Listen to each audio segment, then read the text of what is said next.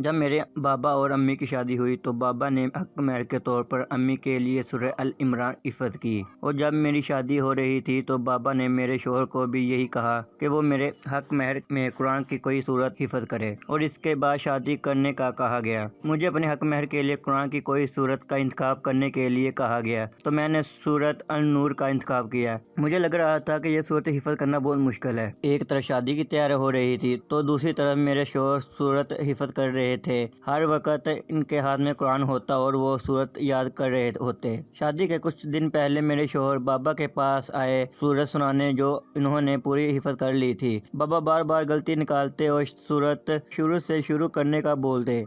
میرے شوہر نے آہستہ آواز میں تلاوت شروع کی۔ اتنا خوبصورت منظر میں کبھی نہیں بھول سکتی۔ میں اور میری امی ایک دوسرے کی طرف دیکھا اور میرے شوہر کی انگلی غلطی کے انتظار میں مسکرانے لگی، جس کے بعد انہیں پھر سے شروع کرنا پڑتا، پر میرے شوہر نے ایک بار میں پوری سورت سنا دی، ایک لفظ بھی نہیں بھولے۔ سورت سننے کے بعد میرے بابا نے انہیں گلے سے لگایا اور کہا، میں اپنی بیٹی کی شادی کروں گا تم سے اور تم نے اس کا حق مہر ادا کر دیا ہے۔ انہوں نے مجھے کوئی مالی حق مہر نہیں دیا اور نہ ہی ہم نے کوئی قیمتی زیور خریدے۔ انہوں نے مجھے کہا، ہم دونوں کے درمیان حلف معاہدہ کے طور پر اللہ کے الفاظ کافی ہیں۔ اب میں سوچتی ہوں مستقبل میں بیٹی اپنے حق مہر کے لیے کون سی صورت کا انتخاب کرے گی۔ دوستو، اگر ایسا حق مہر اور جہیز شادیوں پہ دیا جانے لگے تو ہر غریب کی بیٹی کی شادی آسانی سے ہو اور شادیاں کامیاب بھی ہو، کبھی کوئی گھر نہیں اجڑے اور نہ ہی بہوئیں جہیز کے تانوں سے تنگ آ کر خودکشی کریں۔